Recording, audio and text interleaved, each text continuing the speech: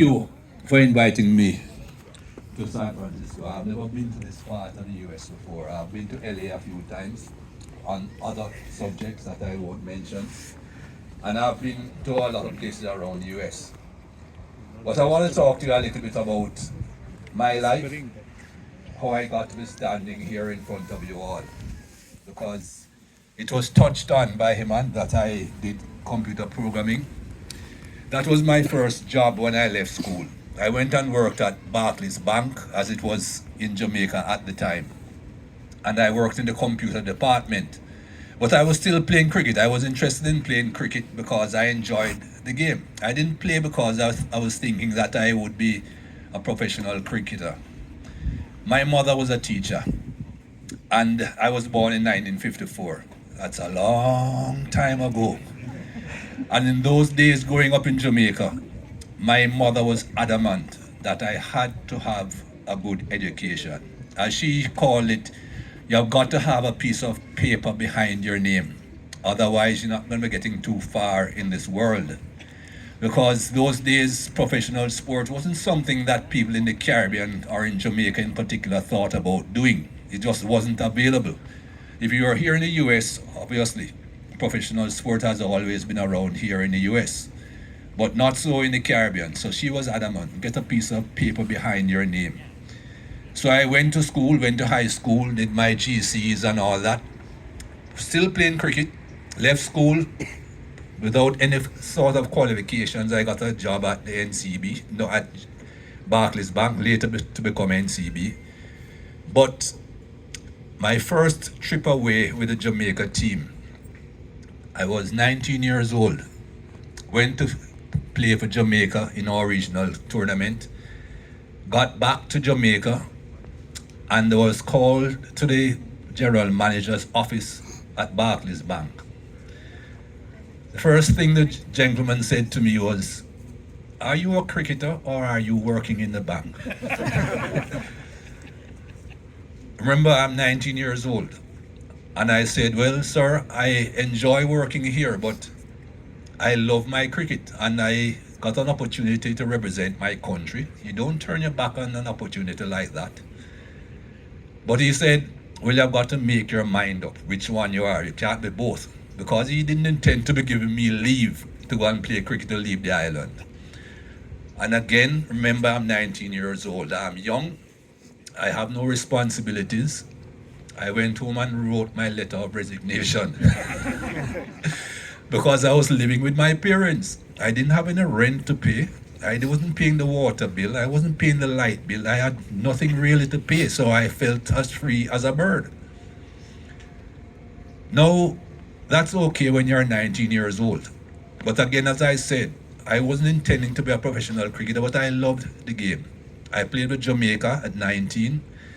I got invited to tour Australia at age 21 with the West Indies team. And I was at Ram's house a few minutes ago having lunch with him and some friends, and I told them about the amount of money I got to go to Australia in 1975.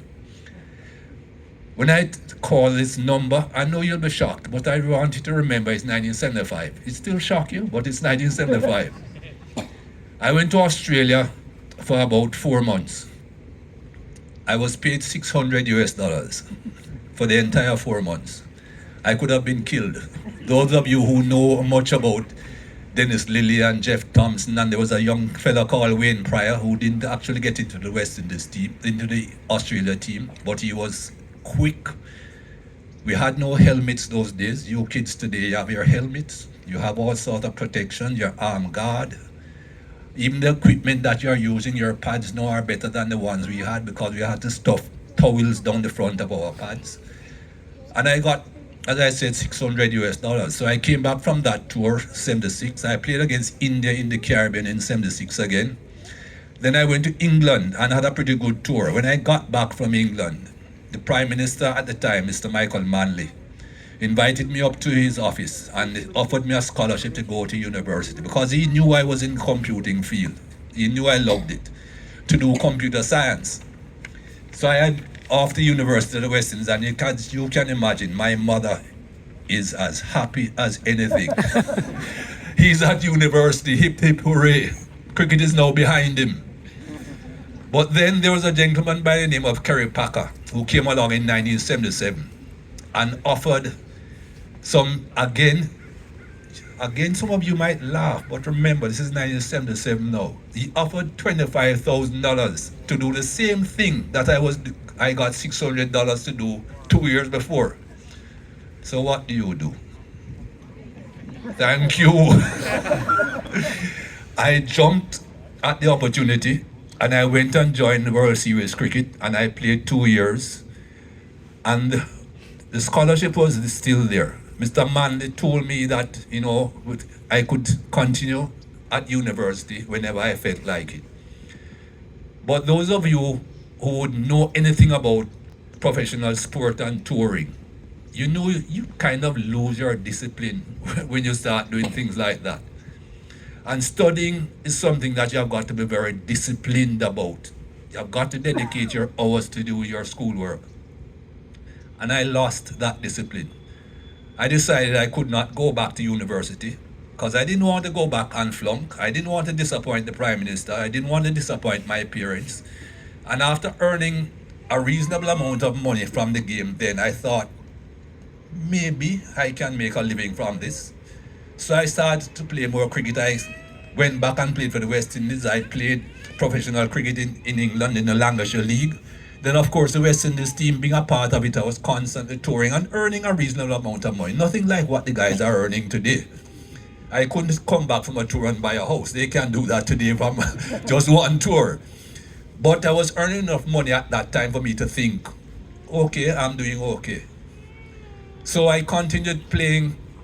And then, of course, after playing, I went to the television, and that became even more helpful as far as finances are concerned.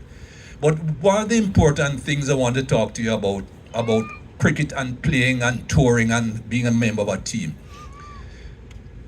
is about what you do as a team member. I find team sports a lot better than individual sports because I think team sports are character builders.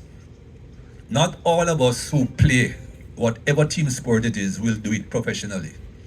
But at the end of the day, you will find that being a part of a team, being a part of something organized, will help you later on in life. You have got to have discipline in that team. Unless, of course, your captain or a coach or the people that are organizing haven't got discipline themselves. If they have discipline themselves, they'll demand discipline from you in that team. And that will help you later on in life. You will know that there are certain obligations. I just made a comment earlier on to Helen that no man is an island. If you're in a team, you cannot be an island. You have got to be able to blend with the rest of the people in that team. Later on in life, you are working in an office. You might be a part of another team in that office. You have got to work together for the betterment of that team, for the betterment of the organization, for the betterment of the corporation that you are working with. And I think team sports help a great deal in that regard. I was speaking to some youngsters earlier on today, and I was trying to tell them, because most of the youngsters here pretty young, 13, 14, I've spoke to even an 11-year-old. The important thing at this stage is to enjoy being a part of that team. Get to know your teammates, and I don't necessarily mean the final 11, all that are involved. Get to know them. Don't just turn up and you see Timmy or Anik or whatever and then you don't know anything about them. Get to know them. Get to really know what they're about, because we can identify things with our friends that people don't notice because you know them. And one of your friends might turn up one day and he's looking a little bit down. Don't just ignore him. Go out and talk to that friend. Find out why is he down. Try and lift him. It's all about us working together and us all progressing. That's what life is all about. And I enjoyed my cricket. I hope all of you guys and girls are enjoying your cricket, because if you don't enjoy it, you're not going to put in the effort. You're not going to get as far as you should. I made a point earlier on. Not all of us will be professionals. Not all of us will get to the very top. But the fact that you are involved, the fact that you are in something organized, will help you to think about life when you get into public life afterwards. 11, 12, 13. A lot of you came to me today asking for tips. How do I do this? How do I do that? Learn the basics.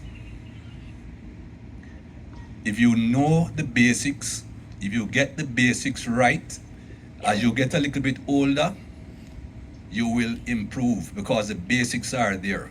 You're building a foundation, and then you can pile things on top of that foundation. If the foundation is weak, you ain't gonna get very far. You might get to the first floor and everything topples over. But learn the basics and don't worry about innovations yet. I know a lot of you might be watching IPL,